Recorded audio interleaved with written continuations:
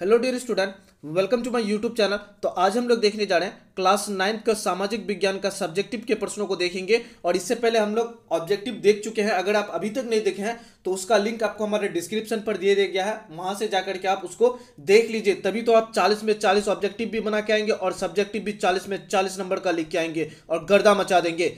चलिए प्रश्नों को देखते हैं हम लोग। और चैनल पर नए हैं तो चैनल को सब्सक्राइब कर दीजिए ताकि आने वाले सब्जेक्ट का सबसे पहले प्रश्न मिल जाए। सबसे पहले हम लोग इतिहास के प्रश्नों को देखेंगे। इतिहास के लघु उत्तरीय प्रश्नों को देखेंगे। कड़ा प्रश्न संख्या 1 से 6 तक लघु उत्तरीय प्रश्न है। इनमें से किन्हीं 3 प्रश्नों का उत्तर देना है। आपको 3 प्रश्नों का उत्तर देना है। प्रत्येक प्रश्न के लिए 2 अंक निर्धारित है। एक प्रश्न अगर उत्तर देंगे तो 2 नंबर मिलेगा और 3 प्रश्नों का उत्तर दे देंगे तो 6 नंबर मिल जाएगा। चलिए प्रश्नों को देख लेते हैं। पहला नंबर प्रश्न में कड़ा है, यूरोप में मध्यकाल को अंधकार का युग क्यों कहा जाता है? यूरोप में मध्यकाल को अंधकार का युग क्यों कहा जाता है? पहला नंबर प्रश्न है। दूसरा नंबर प्रश्न में कड़ा है, फ्रांस की क्रांति के राजनीतिक कारण क्या थे? फ्रांस के क्रांति के राजनीतिक कारण क्या थे आपको बताना है। यही प्रश्न आपको एग्जाम में डायरेक्ट देखने को मिलेगा आपको, तभी तो गर्दा मचाने में मजा आएगा। चलिए उसके बाद बढ़ते हैं तीसरा नंबर प्रश्न की ओर। यही प्रश्न हुबहू पूछेगा, आपको गर्दा मचाना है और इसका आंसर भी आपको हम बताएंगे जो आंसर कहां पे मिलेगा। तो वीडियो में लास्ट तक जरूर बने रहिए ताकि आपको आंसर भी मिल जाए और एग्जाम में गर्दा मचा के आए। चलिए तीसरा नंबर प्रश्न की ओर बढ़ते हैं। तीसरा नंबर प्रश्न में कड़ा है, बोस्टन टी पार्टी घटना के बारे में संक्षेप बताए। आपको इसके बारे में कुछ बताना है, संक्षेप में बताना है। उसके बाद 4 नंबर प्रश्न में करा है, प्रथम विश्व युद्ध के उत्तरदायी किन्हीं 2 कारणों का उल्लेख करें। किन्हीं 2 ही कारण आपको बताना है प्रथम विश्व युद्ध का। उसके बाद 5 नंबर प्रश्न में करा है, तुष्टीकरण की नीति क्या है? तुष्टीकरण की नीति क्या है, इसका उत्तर बताना है आपको। उसके बाद 6 नंबर प्रश्न में करा है, वन समाज का सामाजिक जीवन कैसा होता है? वन समाज का सामाजिक जीवन कैसा होता है बताना है। तो ये 6 प्रश्नों में से किन्हीं 3 प्रश्न का उत्तर आपको देना है और अपने शब्दों में लिखना है। और आंसर भी आपको हम बता देंगे तब आप गर्दा मचा पाएंगे ना। आपको आंसर हम बता देंगे जो कहां पे मिलेगा। तो वीडियो में लास्ट तक जरूर बने रहिए, सारे प्रश्नों को पहले देख लीजिए। उसके बाद हिस्ट्री का ही दीर्घ उत्तरीय प्रश्न देख लेते हैं। दीर्घ उत्तरीय में क्या कर रहा है, प्रश्न संख्या 1 से 8 तक दीर्घ उत्तरीय है। इनमें से किसी एक का उत्तर देना है। प्रत्येक प्रश्न के लिए 4 अंक निर्धारित है। एक प्रश्न का उत्तर देने पर आपको 4 अंक मिलेगा। देखिए 2 प्रश्न है, 2 प्रश्न में से किन्हीं एक प्रश्न का उत्तर देना है। इसमें पहला 7 नंबर प्रश्न क्या है, दीर्घ उत्तरीय का पहला प्रश्न है, कड़ा है, संयुक्त राष्ट्र संघ के उद्देश्य एवं सिद्धांतों को बताएं। संयुक्त राष्ट्र संघ के उद्देश्य एवं सिद्धांत को बताना है। और दूसरा नंबर में क्या कड़ा है, लोकतांत्रिक स्तर पर अमेरिका स्वतंत्रता संग्राम में विश्व को कैसे प्रभावित किया, यह बताना है। दोनों लॉन्ग प्रश्न में से किन्हीं एक प्रश्न का उत्तर देना है आपको।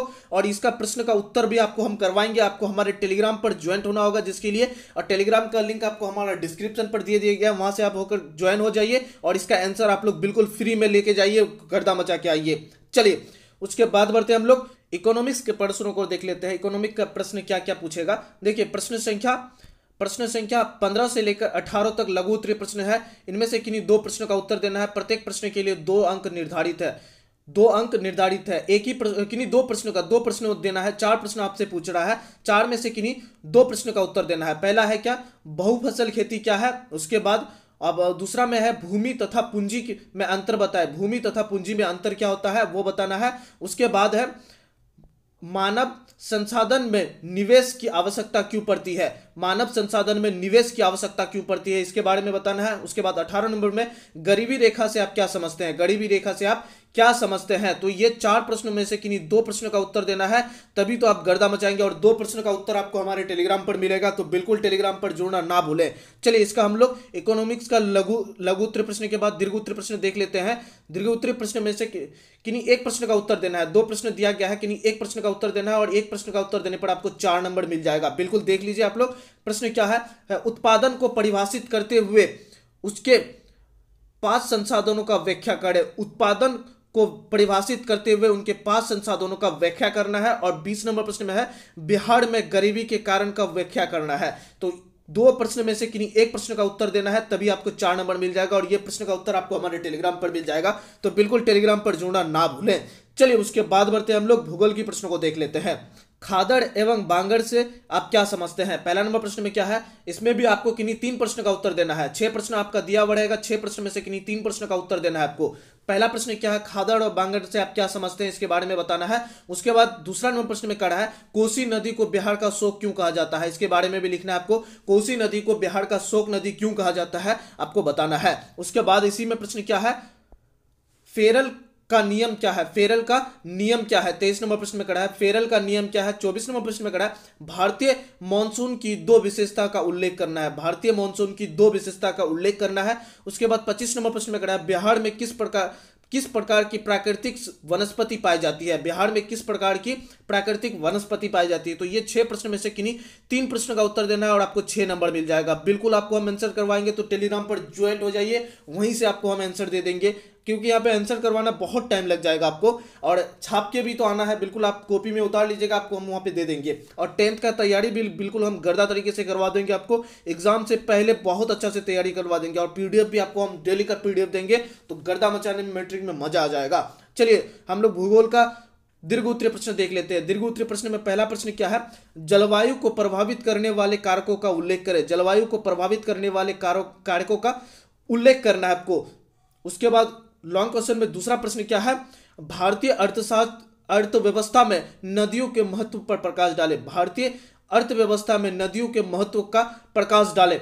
ये 28 नंबर प्रश्न है। 2 प्रश्न में से किन्हीं 1 प्रश्न का उत्तर देना है और आपको 4 नंबर मिल जाएगा। कितना नंबर मिलेगा, 4 नंबर मिलेगा 1 प्रश्न का उत्तर देने पर। इसका आंसर आपको हम टेलीग्राम पे कराएंगे, तो बिल्कुल ज्वाइन हो जाइए, वहीं पे आपको हम सारा प्रश्न का उत्तर हम करवाएंगे। उसके बाद हम लोग लास्ट में बढ़ते हैं आपदा प्रबंधन की ओर बढ़ते हैं हम लोग। आपदा प्रबंधन में प्रश्न संख्या 29 से 32 तक लघु उत्तरीय प्रश्न है। किन्हीं 2 प्रश्न का उत्तर दें। अब प्रत्येक प्रश्न के लिए 2 अंक निर्धारित है। किन्हीं 2 प्रश्न का उत्तर देना है। आपको 4 प्रश्न दिया गया है, 4 प्रश्न में से किन्हीं 2 प्रश्न का उत्तर देना है। इसमें है पहला प्रश्न क्या है, आपदा प्रबंधन से आप क्या समझते हैं। और दूसरा प्रश्न है क्या, गैस रिसाव होने पर क्या सावधानियां रखनी चाहिए। गैस रिसाव होने पर क्या सावधानियां रखनी चाहिए। उसके बाद अब 31 नंबर परमाणु ऊर्जा क्या है। उसके बाद 32 नंबर बाढ़ आपदा के बचाव के 2 उपाय लिखें। और क्या है प्रश्न 29 में प्रश्न क्या है, आपदा प्रबंधन से क्या समझते हैं। ये 4 प्रश्न में से किन्हीं 2 प्रश्न का उत्तर आपको देना है और आपका 4 नंबर आपका खाता में जुड़ जाएगा। एकदम से मजा आ जाएगा गर्दा मचाने में। आपको सारा प्रश्न आपको हम करवाएंगे, तो बिल्कुल टेलीग्राम पर ज्वाइन हो जाइए। और आपको अभी तक अगर हम पॉलिटिकल का प्रश्न नहीं करवाए थे, तो पॉलिटिकल का प्रश्न भी देख लीजिए। पॉलिटिकल प्रश्न में क्या है, प्रश्न संख्या 12 से लेकर 9 से लेकर 12 तक लघु उत्तरीय प्रश्न है। किन्हीं 2 प्रश्नों का उत्तर दे। प्रत्येक प्रश्न के लिए 2 अंक निर्धारित है। 2 प्रश्न का उत्तर देना है। 4 प्रश्न दिया गया है। ठीक है, 4 प्रश्न में क्या क्या 4 प्रश्न है पहले देख लेते हैं। पहला नंबर प्रश्न में है, संघीय शासन प्रणाली से आप क्या समझते हैं। संघीय शासन प्रणाली से आप क्या समझते हैं, इसका उत्तर देने पर आपको 2 नंबर मिलेगा। उसके बाद मौलिक अधिकार को परिभाषित करें। मौलिक अधिकार को परिभाषित करें, अगर इसको दे देते हैं तो 2 नंबर मिल जाएगा। किन्हीं 2 प्रश्न का ही उत्तर देना है आपको। उसके बाद 11 नंबर प्रश्न में करें, उपचुनाव क्या है। उपचुनाव क्या है।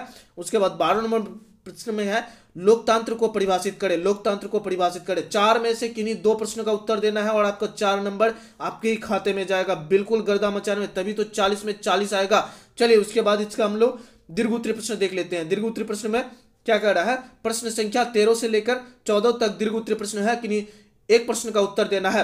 प्रत्येक प्रश्न के लिए 4 अंक निर्धारित है। प्रत्येक प्रश्न 2 में से किसी 1 प्रश्न का उत्तर देने पर आपको 4 अंक मिलेगा। देखिए सबसे पहला प्रश्न क्या है, भारत राष्ट्रपति का चुनाव किस प्रकार होता है, विवेचन करें। भारत में राष्ट्रपति का चुनाव किस प्रकार होता है, विवेचन करना है। उसके बाद 14 नंबर प्रश्न में कहा है, भारत के संविधान के मुख्य विशेषता का उल्लेख करें। भारत के संविधान का क्या क्या विशेषता है उसके बारे में उल्लेख करना है। तो किन्हीं 1 प्रश्न का उत्तर देना है, तभी आपको 4 नंबर मिलेगा। तो ये सब्जेक्टिव का प्रश्न था जो कि आपको हम दिखा दिए हैं, और इसका आंसर आपको हमारे टेलीग्राम पर मिल जाएगा। तो बिल्कुल टेलीग्राम पर ज्वाइन होना ना भूले।